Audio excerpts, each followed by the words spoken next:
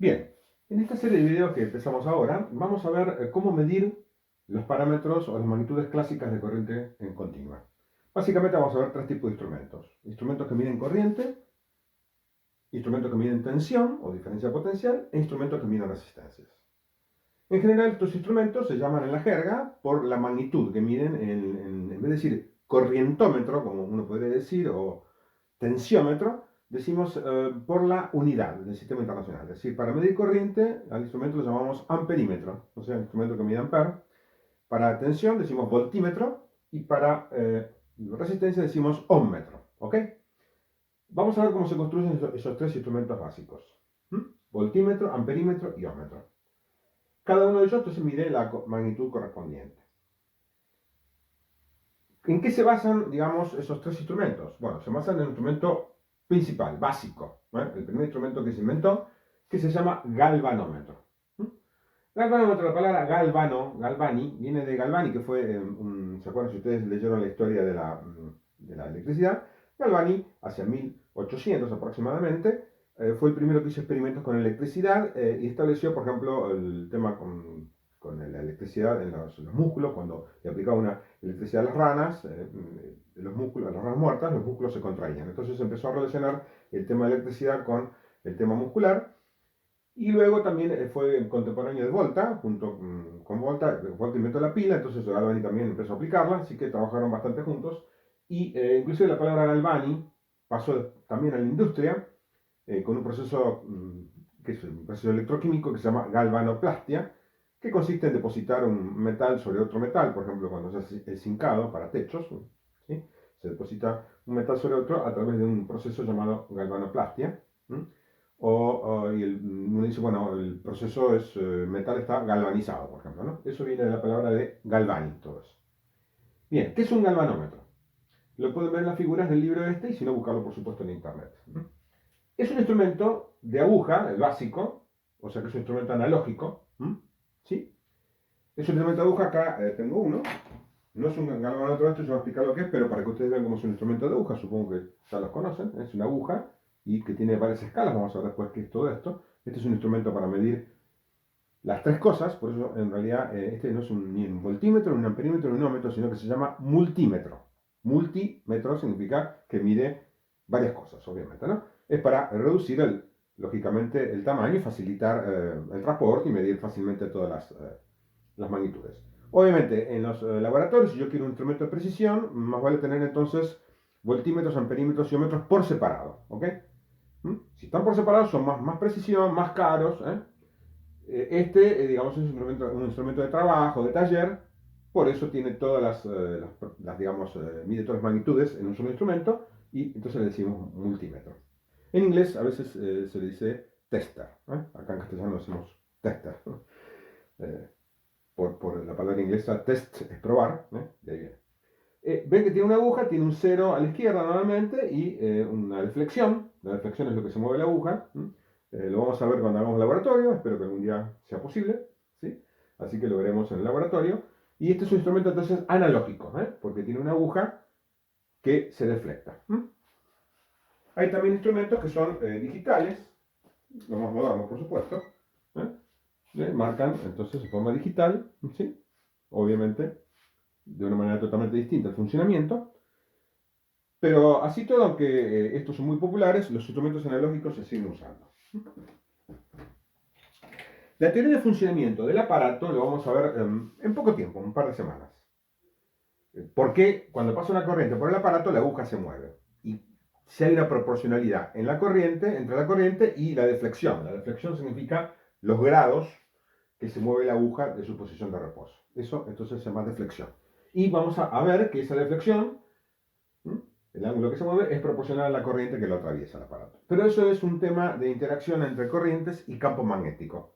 Es parecido al funcionamiento de un motor. Lo vamos a ver en un par de semanas.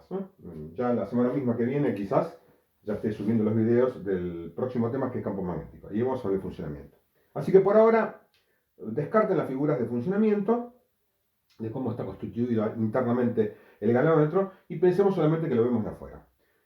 ¿Qué pensamos entonces? Es un instrumento que se pone en serie con el circuito para que la corriente lo atraviese, Para medir con el galvanómetro, ¿qué tengo que hacer? Abrir el circuito y ponerlo, intercalarlo en la rama donde quiero medir la corriente, ¿sí? La abro, pongo el instrumento y cierro la rama a través de él. Entonces la corriente lo tiene que atravesar. ¿Mm? La corriente lo atraviesa, normalmente hay dos tipos de galvanómetro. El primitivo tenía cero al centro, ¿Mm?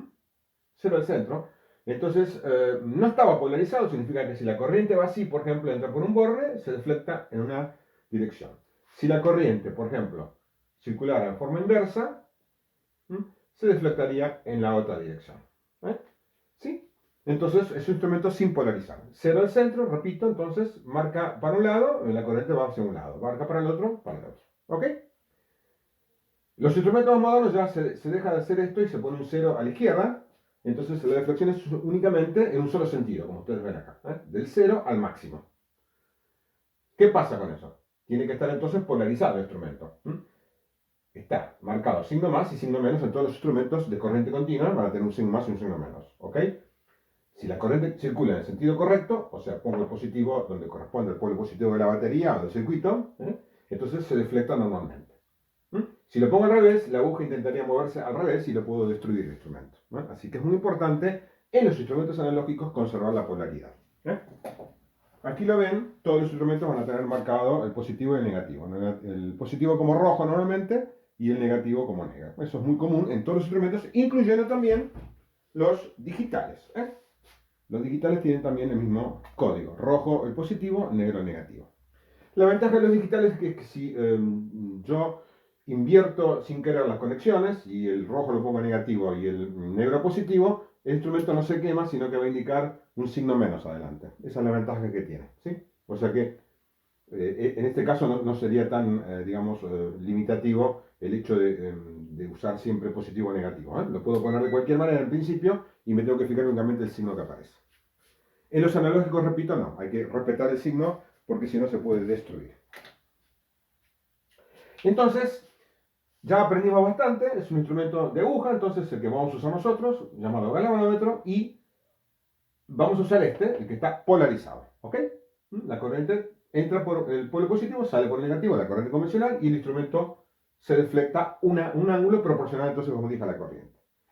¿Cuál es la característica, o las características? Tiene un par de características muy importantes del galvanómetro. Primero es el alcance. El alcance es esto que está acá, es I sub A, perdón, I sub G, vamos a verlo ahora, después vamos a ver por qué. Y del galvanómetro, I sub G, es la corriente máxima que admite el instrumento. O sea, a plena escala sería eso. La deflexión máxima produce. ¿Sí? Todos los instrumentos, por supuesto, tienen fondo de escala, ¿no? Ahí está, fondo de escala. ¿Sí? Entonces, más que eso no puede resistir el instrumento. Si pasa más corriente, se quema. Vamos a ver después por qué, como está constituido, por eso pasa. Pero mientras tanto sabemos que entonces la corriente que puedo medir es entre 0 y este valor IG. Ese valor IG es el que llamo alcance del instrumento. Alcance en este caso del galvanómetro, por eso lo llamo I sub G. ¿Cuáles son los alcances típicos? El alcance típico de un instrumento normal, comercial, analógico de taller, es alrededor de 50 microamperes. ¿Qué significa entonces? Pasa una corriente de 50 microamperes y ya deflecta la aguja. Eso demuestra que es bastante sensible. Puede ser menos, hasta llegando, por ejemplo, a los 2 microamperes. 2 microamperes sería un instrumento extremadamente sensible, ¿no? Muy caro, obviamente, pero hay instrumentos de esos, por supuesto, para medir muy bajas corrientes, como ustedes ven. Pero esto para que ustedes tengan idea de que con tan poca corriente yo puedo deflectar la aguja. Es un instrumento de precisión. La aguja es muy livianita, está montada normalmente sobre cojinetes de rubíes o una cosa, tiene muy poco rozamiento, por lo tanto, con una muy pequeña corriente logro deflectar la aguja. ¿Ok? ¿Por qué pasa eso? Si el instrumento tiene, digamos, con muy poca corriente, puedo deflectarlo, resulta ser que la resistencia interna es muy baja. La resistencia interna que ofrece el instrumento, lamentablemente, tiene conductores adentro. Cuando vemos cómo se hace, vamos a ver que tiene una serie de conductores, unas espiras. Eso provoca, por menos que sea, una resistencia interna. Esa resistencia interna, como ustedes ven, si está conectada en el circuito, va a cambiar los parámetros del circuito. Eso es una cosa muy importante en los instrumentos. ¿Qué significa? Que cuando yo mido, estoy modificando las características del circuito. O sea, lo que mido no va a ser lo que realmente es, si ustedes me permiten decir eso. Yo tengo unos ciertos parámetros. Cuando conecto el instrumento, modifico de alguna manera el circuito y cometo entonces un error, en este caso sistemático, por introducir el instrumento. Todo eso lo vamos a ir viendo en estas clases, ¿no? Pero para que ustedes tengan una idea entonces, todo instrumento ofrece una resistencia interna que llamo R sub G, resistencia al galvanómetro, y lo ideal que sea lo menor posible. Lo ideal que sería que fuera cero, pero eso es imposible. Entonces, bueno, un instrumento muy bueno que tendrá una resistencia muy baja. Entonces, cuanto más menos alcance tiene el instrumento, digamos, menos alcance tiene, menos resistencia tiene y más precisa es la medición. Y menos error cometo. ¿Se entiende? Bien. Después hay otras características que no nos importan tanto, sobre todo a este nivel de física 2. La precisión que tengo, la exactitud, digamos, si oscila o no, cuando llega, por ejemplo, a una posición, puede ser que oscile, como todo circuito. Vamos a ver que tiene un resorte esto, un resorte de torsión, entonces, bueno, puede oscilar. Bueno, en fin, otras características que en este momento no nos interesan demasiado, sobre todo en la forma virtual. Sería mejor discutirlas cuando vean el instrumento, ¿no? Obviamente. Así que por ahora nos alcanza entonces con estas dos características principales que tiene todo galvanómetro. El alcance, entonces, repito, la corriente máxima que puede medir y su resistencia interna. ¿Ok?